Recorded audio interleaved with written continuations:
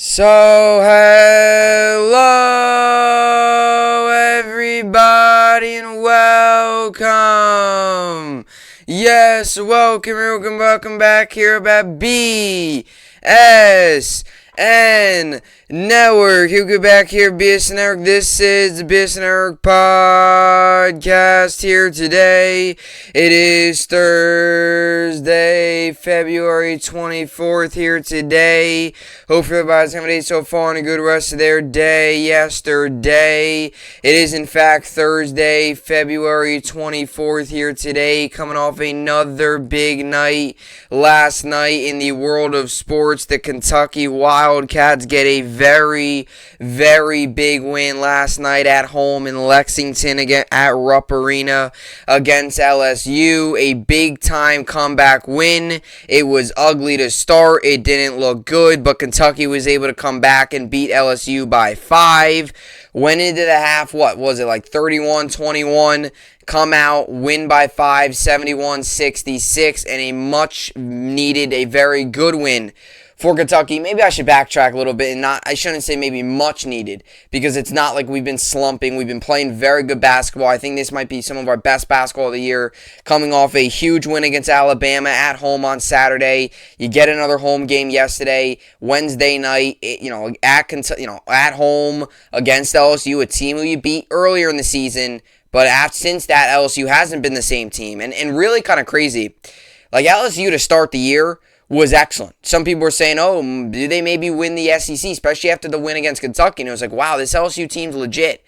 And then all the questions arose about Kentucky of, is this team good enough? Can they really go on the road? And Kentucky has answered all those questions, and all those questions have been yes, they are good enough. They can go on the road and beat teams. They can beat teams undermanned. They can beat really good teams, and they can be one of the best teams in the SEC. And they continue to show that. But it's wild because yesterday, like, LSU to start the year was so good. And now they're 7-8 SEC play. And now it's like, wow, what happened to that? Like, we looked at LSU as a true threat, and now we're turning around. It's like LSU still, now they're fighting to try to get into the tournament. So it really is crazy how a season can play out, how things can happen, how things can derail a season. But yesterday started bad, and it was ugly, and LSU was playing really good. They came out with the better energy. They came out, more, energized, more just ready to play. And Kentucky was able to come out in the second half, and they just dominated for 20 minutes. LSU dominated for the first 20. Kentucky dominated for the second half and the final 20. And I guess the final 20 dominating for the second half, I guess, prevailed. And Kentucky won.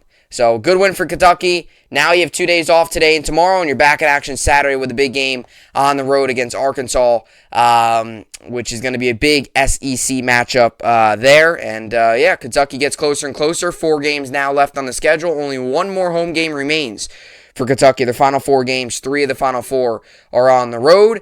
And, tonight, NBA is back from the All-Star break. Nets will be in action tonight at Barclays against the Celtics. Knicks will be in action tomorrow night against the Heat at the Garden.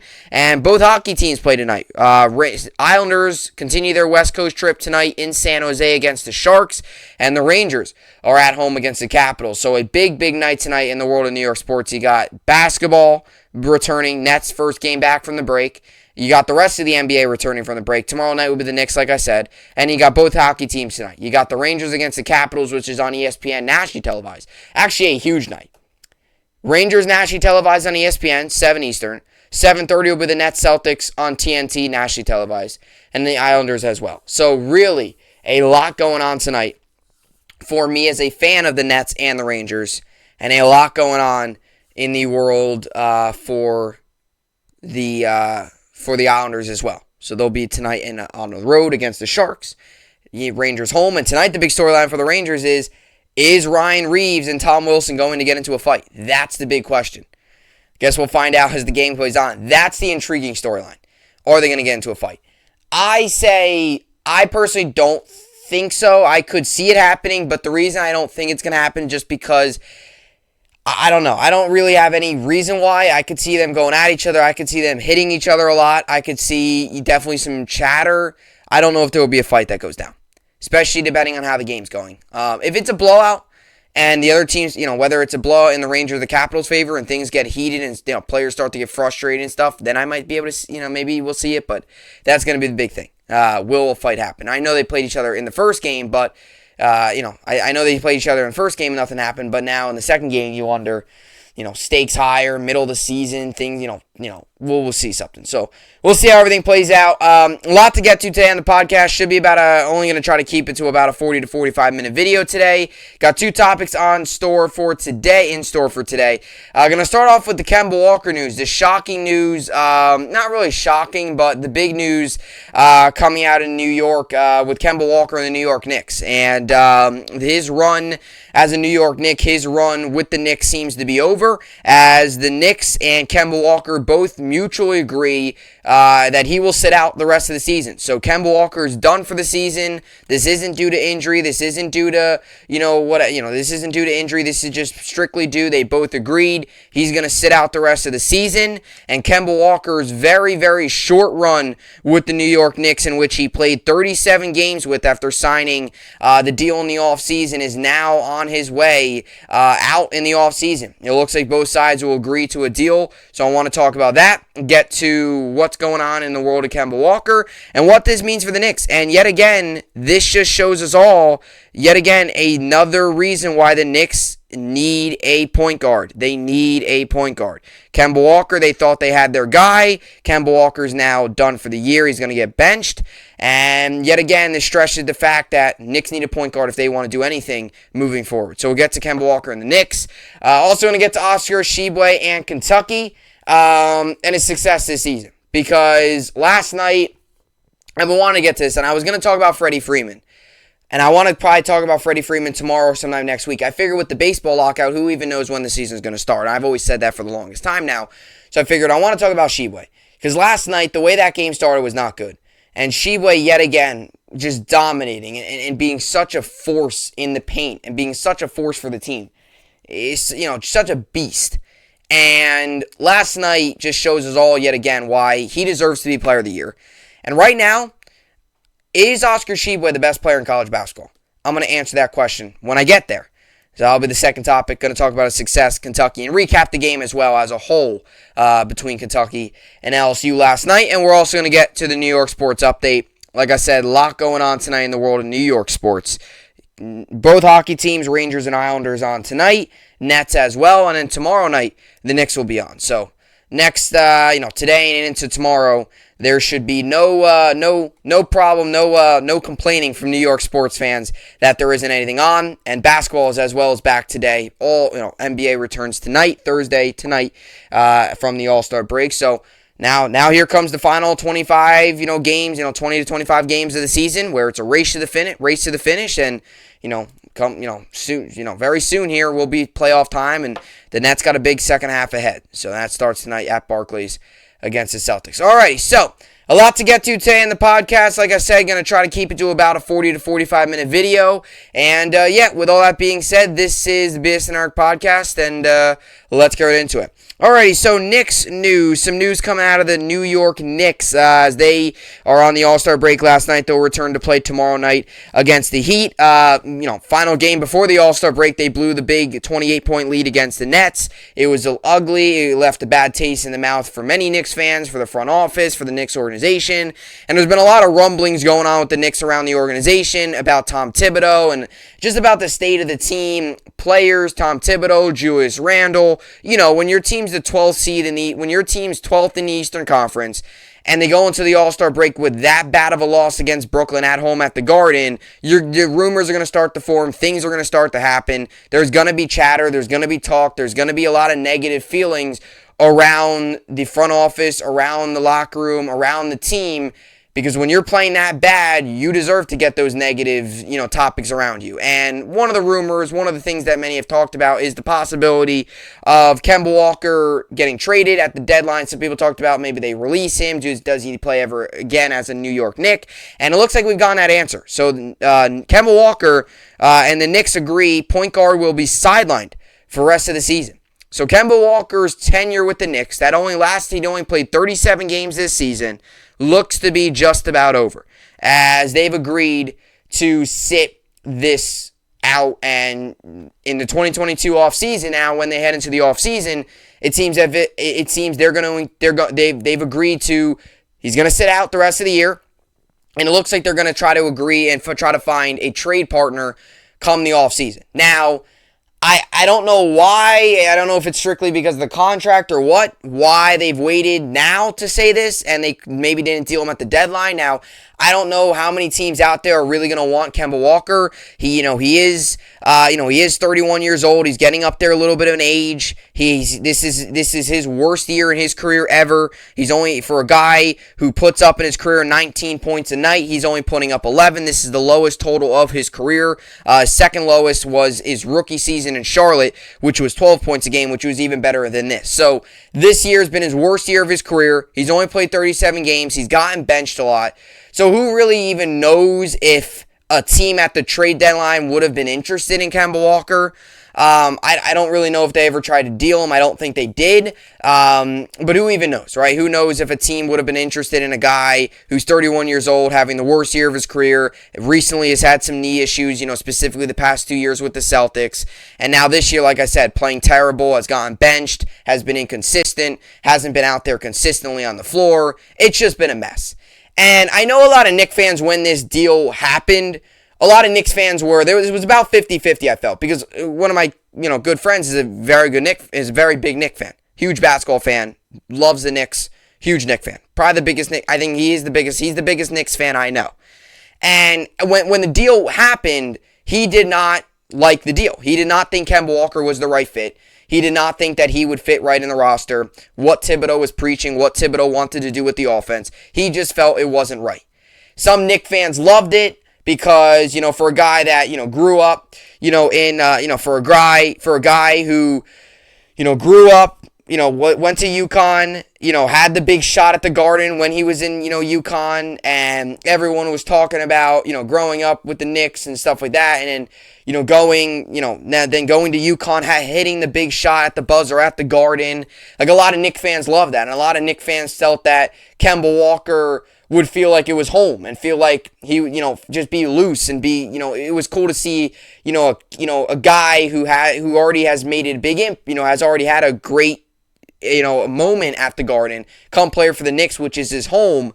And also, not even just that, not even just the whole storyline at all, just the fact that he is a solid player. He's a point guard. The Knicks do not have a point guard, and they now still don't have a point guard. A lot of Knicks fans liked it. Also, a lot of Knicks fans, like I said, didn't like it. When this deal first happened, I actually liked the deal.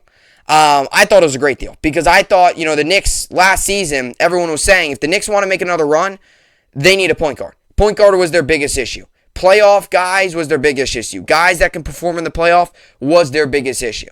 Because come playoff time, Julius Randle was non-existent. And sure, you had Derrick Rose and guys like that, but those guys are not where they once were. So you bring in Kemba Walker, and there's some positivity around it. A guy who can ball in, a guy who can, shoot a little bit, guy who can get to the basket, guy who can score. He's not an excellent scorer. He's not a guy that's going to put up 30 a night. He's a career 19-point-per-game guy, but he can dish out some assists. He can just be a solid player for a team that needs help. It's not going out and getting a Damian Lillard or, I don't know, like a Devin Booker. I'm just naming some, excellent point guards. Or, even if they would have ever signed Kyrie Irving. It's not that type of level of a player. But it's a solid player who can win you games and produce at a solid, at a good level. And what he was, and none of that has happened. None of that. If anything, the complete opposite of that has happened while Kemba Walker has been with the Knicks. He has not brought that scoring they've needed. He has not brought that consistency. And he hasn't brought the scoring. He hasn't brought the consistency. They definitely haven't won. And it's almost like the veteran presence in a way, too, hasn't really done much. It's like you bring in a veteran to a locker room that's got some youth, got some young, guys that can make be a threat on offense, which is what Kemba Walker can do. And it's like everything that Knicks hoped and expected to get, it has all gone sideways.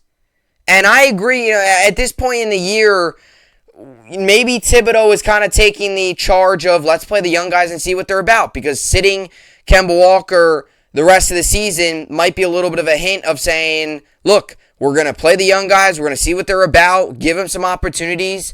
Because I'll tell you what, if the Knicks are eliminated from the playoffs and they get eliminated soon, and Obi Toppin's still getting 8 minutes a night, and Emmanuel Quickley's only playing 10 to 14 minutes, that's a big issue. So Kemba Walker's going to sit out the rest of the season. And he's already been benched for a long period of time this year. And it's funny because it's been such a rocky year for him. It's been such a rocky season. Because it started out like solid, decent. He averaged 27, he started out all right. It wasn't great. He only averaged 15 points per game in October. Switch to November, he averages 10. So it got worse. Then you go to December, average 19. And then you start to go up, and obviously he got benched, and then was able to, or had the big 40. I apologize, not the bench. But he had the big 44-point game, and then you go to January. He has 7 points per game, and now in February he's averaging 8 points a game. And there is that stretch in December where he got benched. So he played. His last game was November 26th. Then December 18th he played. He put up 29 points. Game after that, 21 points. Then he put up 44. And he was back down to earth. 10, 10, 2, 19, 5, 8, 7, 8, 0. And then most recently, it's been 0, 7, 2, 8, 23, 9, 9. That's ugly. That is bad. That is inconsistent. That is not what the Knicks need. That is not what the Knicks want. And yet again, the Knicks are going to head into an offseason where they need a point guard. Because at the beginning of the season, Kemba Walker wasn't great. Then he got benched. And then he came back and he was excellent. He had that 3-game stretch of, wow. Did something like, did the benching rejuvenate him? Did the benching kind of give him a little bit of a chip on his shoulder to go out there and prove that he deserves to play every single night? He showed that for 3 games, and then he started to go back downhill. And now he's done for the year, and now he's going to sit out for the rest of the season. So 37 games with the New York Knicks. It was 37 wacky games. There was about 3 or 4 of them. So about 34 bad games and about 3 good games. And Kemba Walker's tenure with the Knicks is done. And now, like I said, yet again, the Knicks are going to need to go into the offseason. Not center, not forward, but point guard for the second straight year is their main need. They failed to address it at the trade deadline. They signed Kemba Walker in the offseason. It has not worked out. They didn't do anything at the trade deadline. So they're going to go into an offseason where point guard, yet again, the top need. And will they address it? Who knows? And maybe it's time to take a gamble on a Damian Lillard. Maybe it's time to go all out on one of these high-end guards or one of these high-end guys that can score big and truly make a big difference. Because instead of trying to, get guys like a flyer on Derrick Rose and signing Kemba Walker, who, like I said, when it happened was a solid move in my opinion, but he's not that high level of a caliber of a player. He's solid, but he's not a Damian Lillard. He's not one of these high-end guards, one of these best players in the league. It seems like it's time now for the Knicks to really invest in one of the better guards in the league. Trade some assets. Bring in some guys. Who knows? Or draft a guy, get a good pick in the lottery, bring in a point guard and develop him. The Knicks got a lot of decisions on their hands. And for a team that's 12th in the Eastern Conference, this is the time now to play the young guys, see what you got. And for the Knicks, it's time to kind of focus on the future. This is one of these moves that's focusing on the future. You're not playing 31-year-old Kemba Walker who hasn't played well this season. Give some minutes to the young guys, see what they're capable of, go into the offseason, maybe strike a big trade for a big-time player, or draft the guy, develop him, and see what happens. Because this kind of also goes back to the point of Knicks and Leon Rose in the front office, since the fans are so loyal and so passionate and want to win so badly. It seems like the Knicks front office recently has been trying to get all these little fixes. They've been trying to get signing these guys for the fixes that are going to help them now. Like they're trying to get like Julius Randle now. Derrick Rose now. Like they're trying to sign all these guys and piece it together so they can win now, but it's just not working. It's not working. They don't have any, like the Knicks right now don't have any foundation. They don't really have a foundation. It's kind of just, guys thrown onto a roster. It worked last season, but this year now the teams are starting to realize what they're doing and stuff, and it's like the guys have gotten a year older. It's just not the same team. The Knicks have they're going to have 2 things to do in the offseason. It's either sign a big name or trade for a big name point guard or draft a point guard. Point guard. They signed Kemba Walker, didn't work. This offseason, yet again, point guard's a need. We'll see how it plays out. And the Kemba Walker tenure in New York was ugly. It was not pretty. It was bad. Really, any negative thing you could say, that's what it was, because it was not good. Kemba Walker and the Knicks agree point guard will be sidelined for the rest of the season. Kemba Walker's season is over. Woj of ESPN reported the New York Knicks and the point guard's agent, Jeff Schwartz, worked together to develop a plan after Walker's time with the team became fraught with starts and stops. Team president Leon Rose released a statement about the decision. So this was what Leon Rose and the Knicks said. We fully support Kemba's decision to shut it down for the remainder of the season and to use this time to prepare for next season. His long-term success on the court remains our priority. Walker will not play again this season and will begin to prepare for the 2022-23 campaign. What's more, the Knicks and Schwartz could explore trade possibilities this offseason, with the 31-year-old set to enter the last year of his contract in the summer. To say this has been an up-and-down season for Walker would be an understatement. Head coach Tom Thibodeau removed him from the rotation in late November, but he made his way back into the lineup when the Knicks were dealing with injuries, with attrition, including Derrick Rose's ankle injury. Walker scored 21 or more points in 3 straight games in December, including an explosion for 44 points, 9 rebounds, and 8 assists, and a loss against the Washington Wizards. However, he dealt with a knee problem in early January and had scored fewer than 10 points in 11 of his last 12 appearances before this decision. That's bad. That is really bad. For a guy in his career that's pretty much put up 20 points a game, to have fewer than 10 points in his 11 of his last 12 games, that is ugly. Really bad. Not a good look. And when you're trying to look for a trade, that's what's going to make it hard. Those type of performances. Woj noted the Knicks are expected to get Rose back in the near future following his surgery, so the veteran will help make up for the lost minutes with the absence of Walker. Walker will finish the season with a per-game averages of 11.6 points, 3.5 assists, 3 rebounds, and 0.7 steals in his first and perhaps only season with New York. Not his first and only. It is his first and last. Or his first and perhaps only. It's his first and last. And I think we can, I think we can all agree on that. It is a far cry from when he was an all-star 4 straight seasons, from 2016-2017 through 2019-2020, as a member of the Charlotte Hornets and Boston Celtics.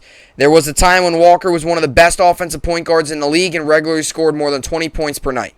Perhaps some time off or a change of scenery can help him rediscover that form in 2022-2023, but the Knicks will not have him as they try to make a late charge from 12th place in the Eastern Conference. So just look at the standings. I've looked at these a lot, and I'm not purposely doing this just to make fun of Knicks. But the Hawks right now are the 10 seed, so they're going to play it. They're 9.5 games back. Knicks are 13 games back from the first place, so they're 4.5 games back from getting a play-in. That's not good. They're 25-34, and they ended the streak. They ended the first half of the season on a losing streak of 3. So it's not looking good for the Knicks. And now Kemba Walker is out and will sit out for the rest of the season. So just to compare his stats from his career. So in his career, he's played 741 games. This season, he's played 37. 37 as well. He started all 37 of the games. Now, this season, he's averaged 25.6 minutes. In his career, he averages 33 minutes a game. Field goals taken per game. This season, he's averaged 10 field goals per game. Attempted. In his career, 16. So his shots are down as well. Lower minutes, less opportunities. Field goal percentage, 40.3. His career is 41.8. So not a crazy difference there, but still a difference. Field goal, three-pointers. In his career, he attempts about 6 per game. This season, he's only attempted about 5. In his career, he's a 36% shooter. This season, he's 36.7 from 3. So slightly better there, actually. Free throws. This is crazy. I think this is one of the wild ones. This season, he's only averaging about 2-3 free throws in his career. In his career, it's about 5. So he's not getting to the line nearly as much. And this season, he's been pretty bad at the line. Not bad, but in the times he's gone to the line, he's made them, but bad at getting to the line. And he's never gone to the line a whole lot, but when you're averaging 1.9 free throws a game, that's not going to help. Free throw percentage, 84.5. His career is 84, so actually not bad there. Rebounds, he's 3 a game. In his career, he averages 3.8, rounded up to 4. Assists, this season's averaging 3.5. His career is 5.3. And just to give you the points per game, A career is 19.5 points per game. This season, he's averaging 11.6. So it's clear. The majority, most, other than a couple, but most of the numbers, most of the categories have been down this season. And for a guy in his career that played 66 games, 82, 73, 62, 81, 79, 80, 82, 56, 43, and now all the way down to 37, it's not good. So Kemba Walker's done, and where will he go? It's going to be interesting. I mean, I definitely could see a team going out and getting him. He is 31, so he's getting up there in age, and he's had some knee issues. He's battled it this season. But the real question is do the Knicks struggle finding a trade partner? Because after a year like this, is all these teams really going to want him? It's definitely interesting, and it's definitely something to keep an eye out for come off-season time. So, yet again, Knicks go into an off-season, and Knicks are going to head into an off-season no matter what, however this rest of the year transpires for the Knicks. They're going to go into off-season with the need at the point guard position yet again. So, they got to get it right, because if they continue to get it wrong, it's not going to sit well with the fan base, and changes are going to need to be made. So, Kemba Walker will sit out, and the Knicks tomorrow night will start up their second half of the season against the Heat at the Garden with no Kemba Walker. So, that'll do it for the Kemba Walker and the New York Knicks. And coming up next, I'm going to get to Oscar Tshiebwe and his success this season for Kentucky and why I think he is the best player right now in college basketball and deserves to be Player of the Year. I'll get to that and much more coming up next. All right, so welcome you back here up at the podcast here today. It is, in fact, February 24th, Thursday today. Tomorrow will be Friday, and we head into the weekend, which should be pretty good. Tonight, like I said, Rangers, Nets, and Islanders are all on in the world of New York sports. And last night, we didn't have any basketball on and no hockey, in the New York sports area between the Rangers and the Islanders. But we did have Kentucky on last night. And Kentucky had got the win 71-66 after what was a terrible first quarter, terrible first half. I keep sometimes say first quarter, although they only played 2 halves, so there really isn't any quarters. But the first half was terrible. They were down. I apologize. I said earlier they were down by 10. They were down by 8. I knew it was 31 to something. I forget. But it was 31-23 going into half. They come out in the second half and they outscore them 48-35, and they get the win 71-66 against LSU. So Kentucky moves to 23-5 overall on the season, and they move they still contain second place in the SEC. They're now on a win streak of 2. And they are 12-3 in the conference, and they are 23-5 overall. And now they have a big matchup coming up this weekend against number 18 Arkansas away on the road in Arkansas. So that would be a fun matchup to see. 2 Eastern, CBS on Saturday. Arkansas 22-6, Kentucky 23-5. So teams that are really neck and neck. They're really one game separates them. One game separates them too, and one game separates Kentucky and Auburn. So really, and even Tennessee as well. 2 games separate Tennessee and Auburn. 1 game separates Kentucky and Tennessee. So the race between Tennessee, Arkansas, Kentucky, and Auburn is really close. And these final 5 games, now 4 for Kentucky down the stretch, or final 3, I apologize, for Kentucky. 2 of the final 3 are on the road. They got Arkansas, and then they got 2 very winnable games after that. You have Ole Miss at home, and then you got Florida on the road, which is winnable. Florida did just beat Auburn, but Florida isn't any dominant team by any means. They aren't any electric force. They're 17-11 on the year, and they're 7-8 in SEC play. They're 6 games back from first place. They're probably going to have to do some damage. They might be able to make the tournament, but they might have to also do some damage in the SEC in order to get a bid into the March Madness, and they still got some games in hand as well, like I've mentioned. But you have Ole Miss coming up. You have, Auburn. And if Kentucky take care of business against Auburn, there's a really good chance they win their next 2 games, which would be Ole Miss and Florida, which is why Kentucky can't get caught looking ahead. Because this is a game against Arkansas that's going to be really tough, but if you win it, you got 2 very winnable games to close out the year. Ole Miss, who's 4-11 in SEC play and 13-5 overall, and Florida, who, like I said, 7-8 in SEC play and 17-11 overall. Both of those teams are beatable. Neither of those teams are unstoppable or very good like an Auburn or like an Arkansas or like a Tennessee or even like a Kentucky themselves. They've had a very good season.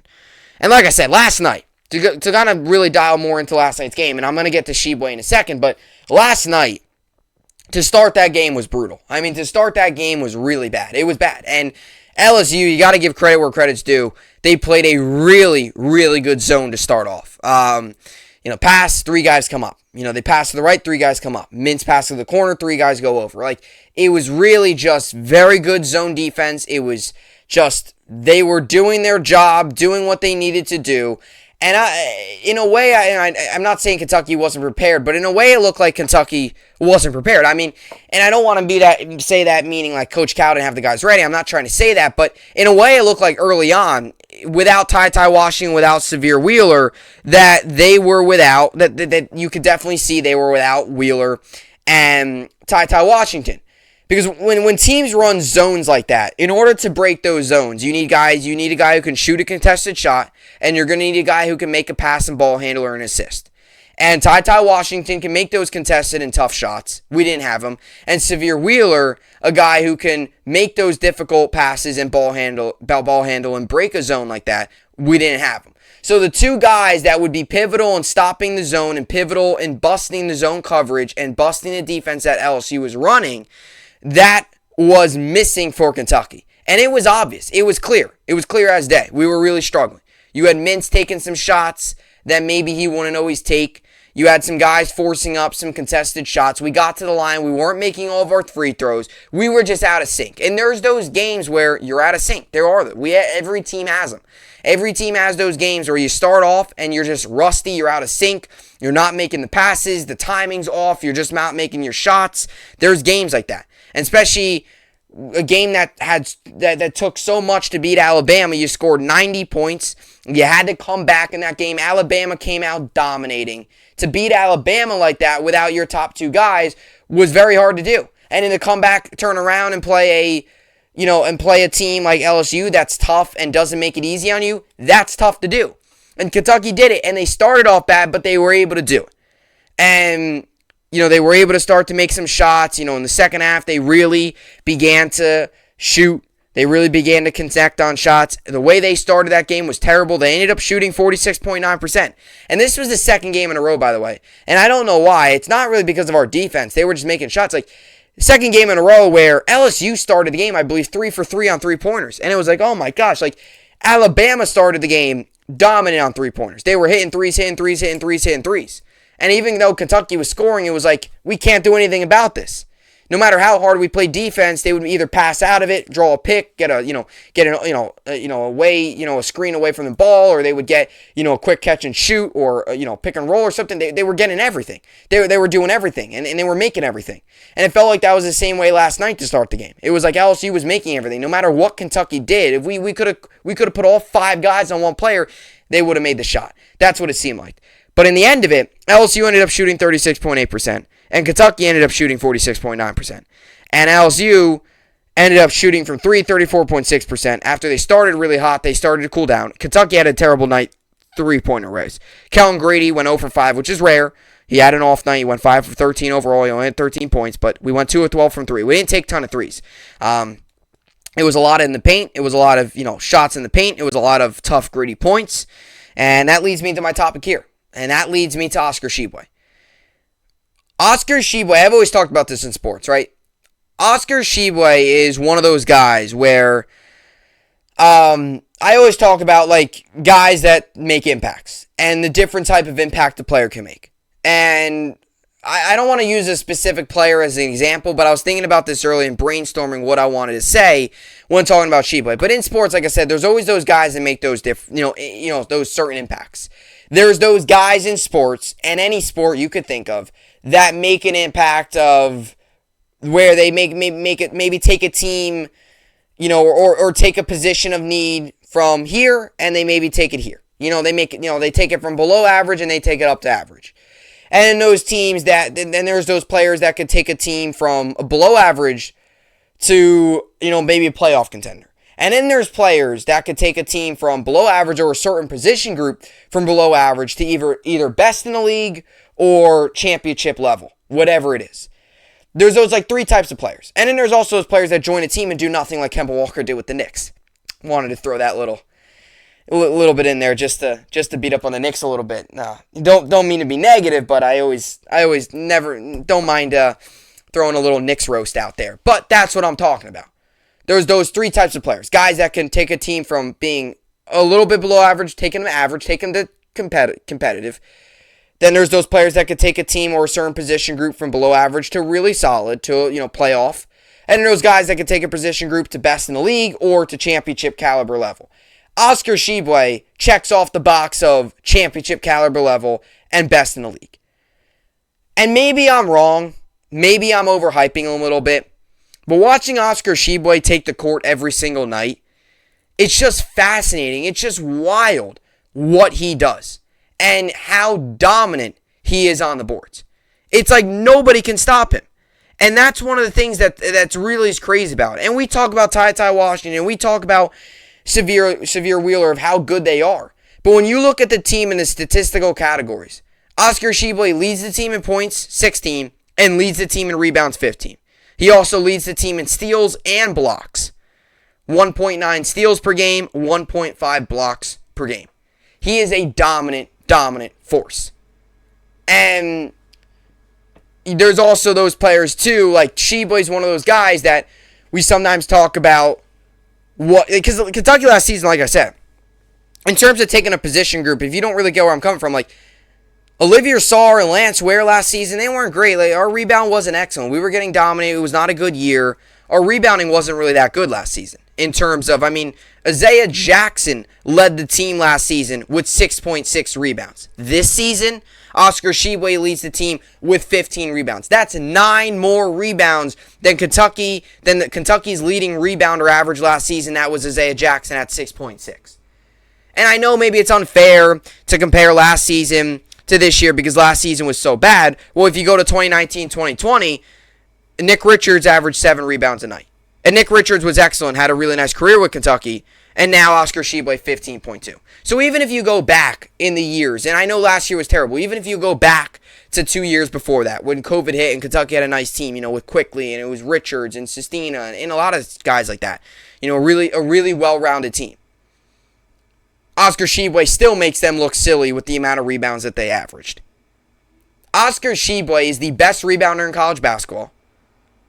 One of the better, he's the best center, right, big man in college basketball. And he's the best player right now in college basketball.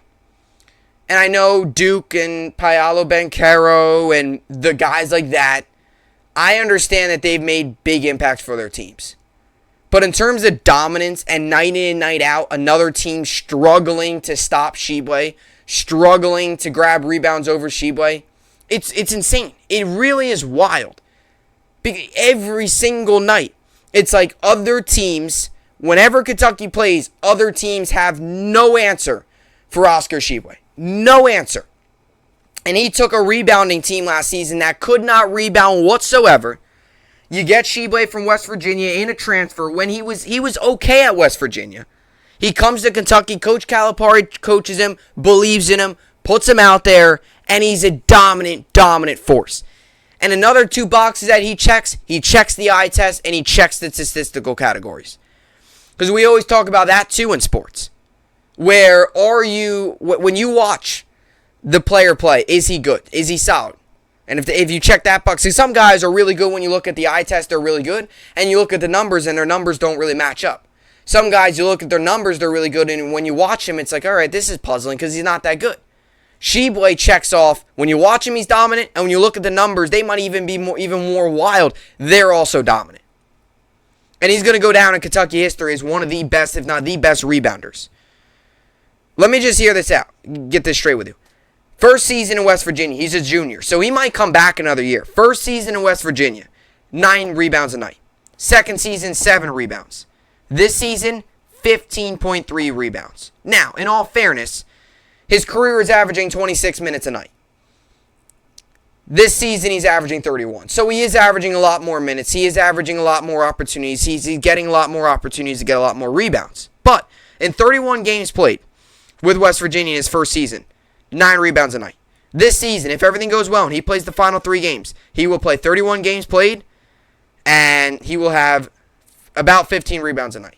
He took his average from 9.3, 7.8, all the way up to 15.3, raised his career average to 11.5. You got to give a lot of credit to this coaching staff and John Calipari for turning Tshiebwe into the player he is now.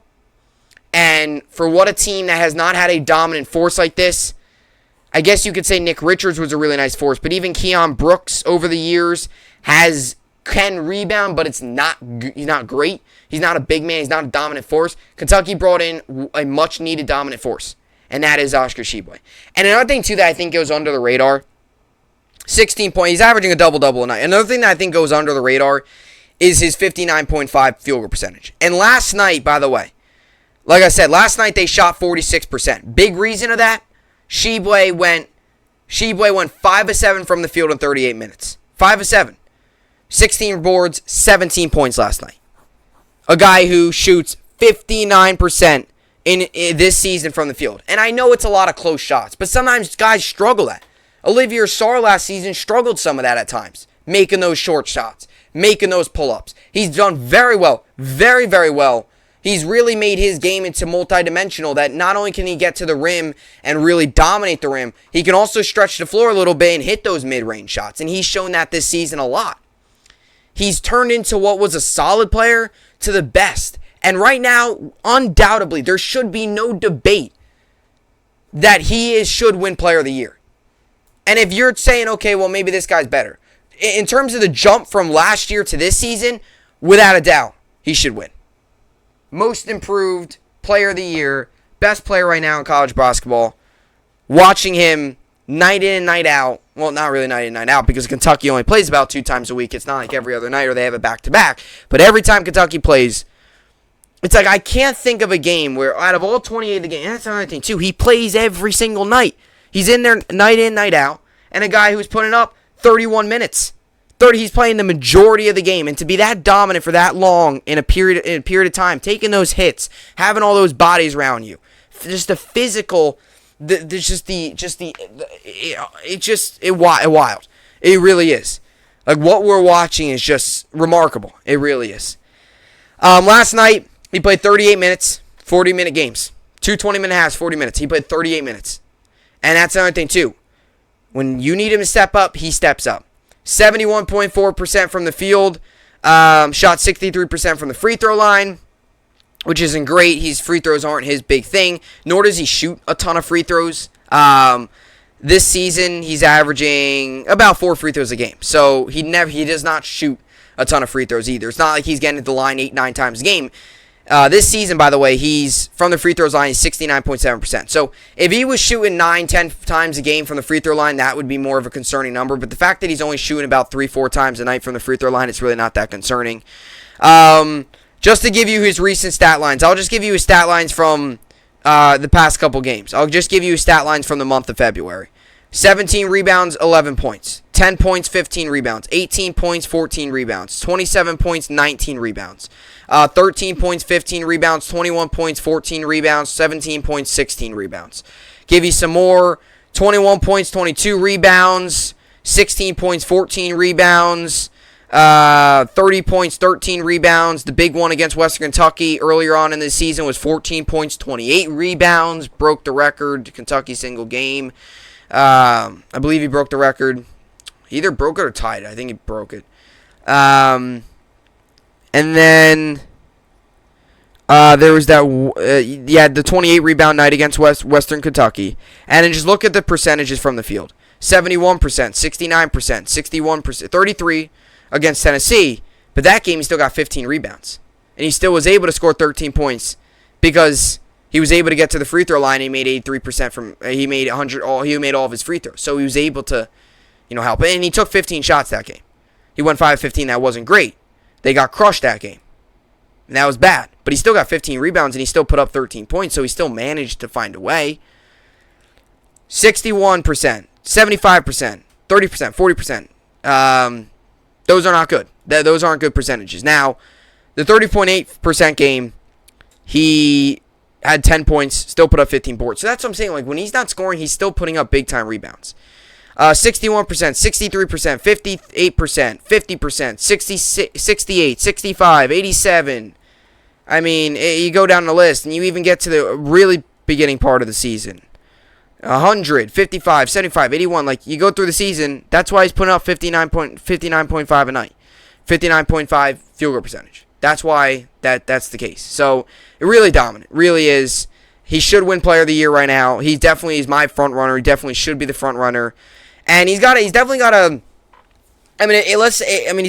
interesting decision on his hands. Because if he goes into the draft, he will be highly touted. But he also has the possibility of, since he's a junior, he could come back another year, play out the full 4 years in college, play another year with Kentucky, show that this year wasn't just a fluke, have another year under Calipari, another summer under Calipari, go into next season, have a great deal, maybe capitalize on some NIL, really grow a name for yourself, have another dominant year next year, then declare for the draft. Or if they win a national championship and he dominates in March Madness, dominating all the time, and he continues to show the basketball world why he deserves to be picked high, then there's a good chance. So that's also a decision he's got to make. But right now, Oscar Tshiebwe is, I think, the best player in college basketball. He's playing definitely like the best right now, and he deserves to win Player of the Year right now. If the season were to end today, Oscar Tshiebwe should be Player of the Year. Numbers show it, eye tests show it. Watch the games, and you will know where I'm coming from. And Big Blue Nation, I can assume most of you agree with me in terms of, maybe some of you might not agree. Maybe some of you don't know. Maybe some of you may not agree that he's the best player in the league. I know some people do, but I think most can agree that he should win Player of the Year. So Tshiebwe, great season and continues to be great. All right, so let's get to the rest of the sports world, get to the New York sports update and the rest of the sports world tonight. We'll start off with the NBA since they haven't played in a long time, so we'll get to the NBA tonight. We got the Cavaliers, Pistons. I'll give Cavs the win. Grizzlies, Timberwolves. I'll take the Grizzlies. Bulls, Hawks. I'll take the Bulls. Suns, Thunder. I'll take the Suns. Nuggets, Kings. Give it the Nuggets. And Warriors, Trailblazers. I'll take the Warriors. Nets, Celtics are on tonight. Nets come into this game 31-28. Celtics come into this game 34-26. Celtics are 9-point favorites. Nets are the 9-point dogs at home at Barclays. The over/under is set at 214.5 for this game. This game is on tonight, 7:30 p.m. Eastern. You can find this game on TNT. 99% of people on Bleacher Report think that Boston Celtics win this game. I think the Celtics win. I hope I'm wrong, but Celtics are playing really their best basketball of the season through this past month, really. Things are going to start to heat up because Kyrie Irving in New York, the vaccine. They're supposed to be lifting the mandate, and he will be able to play home games. So you'll have Kyrie, Simmons, and KD all back. This is what we all wanted. So great to see that. As for the world in the NHL, we got Panthers, Blue Jackets. I'll take Panthers. Penguins, Devils. I'll take the Penguins. Maple Leafs, Wild. I'll take the Maple Leafs. Predators, Stars. I'll take the Predators. Kraken, Bruins. Give me the Bruins. Flames, Canucks. I'll take the Flames. And Islanders, Sharks. I will take the Islanders. As for the Rangers and the Capitals, Rangers come into tonight's game 32-13-5. Capitals come into tonight's game 28-15-9. The over/under is set at 6. This game's on tonight, 7 p.m. Eastern, nationally televised on ESPN. 69% of people think the Rangers will win. I gotta roll with the blue shirts. Give me the Rangers. Look, the Rangers need to start scoring more goals, though, and I always say that. They need to start scoring more goals. And these slow starts in the first period, you want to beat a team like the Capitals, you got to play a full 60 minutes of hockey. It can't be slow start first and second period and come back in the third period and score 2 goals and say, hey, we won 2-1. Igor's having an excellent season. He's should be one of the front runners for the Vezina trophy. I mean, got to start scoring more goals, though. Definitely. No doubt about that. So, and scoring more goals. Physicality's there. You just got to start scoring more goals. That's really it. As for tonight in top 25 college basketball, we got Murray State, Belmont. I'll give Murray State the win. Gonzaga, San Francisco. I'll give Gonzaga the win. Illinois, Ohio State. I'll take Illinois. UCLA, Oregon. I'll give UCLA the win. San Diego, St. Mary's. I'll take St. Mary's. Arizona, Utah. I'll take Arizona. And USC, Oregon State. I'll take USC. And we'll get to we'll get to fantasy basketball as well. So. As for fantasy basketball, I'm losing 792 to 774, so the matchup resumes tonight. Tonight I've got going Darius Garland, John Collins, Nikola Jokic, Desmond Bane, Rashawn Holmes, Shai Gilgeous-Alexander, and John Morant. Garland's out tonight with lower back soreness, and John Collins is also. Collins' foot didn't participate in Hawks' morning shoot-around and remains doubtful for Thursday's game in Chicago. Chris Kirschner of The Athletic Report. So it looks like John Collins will be out. But other than that, everyone else should be in. Collins and Garland are the only other guys. Alrighty, so that will do it for the podcast today. Tomorrow might be a quick 30-minute video, depending on, I gotta check. I believe tomorrow will probably be a quick 30-minute video. I want to get to Freddie Freeman badly. The reason I talked about Tshiebwe today is because it's been long overdue. Like, Tshiebwe has been long overdue, and we could talk about Freeman for a while. I mean, if the baseball doesn't get their stuff together, Freeman could be a talking point for a long time. So I definitely want to talk about Freeman. Tomorrow I might definitely talk about it. But today I figured, you know what, I already had a basketball topic, so I figured might as well just make it a basketball day. And because yesterday was baseball, and I figured today might as well talk some basketball. Now, I've talked a lot of basketball this week. Tuesday I talked about the Nets signing Dragic.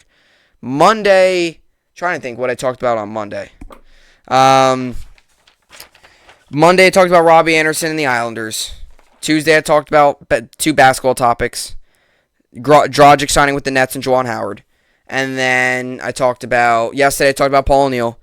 And then today I talked about Kemba Walker and Tshiebwe, obviously. So tomorrow maybe it'll be a baseball topic since I've talked a lot of basketball this week.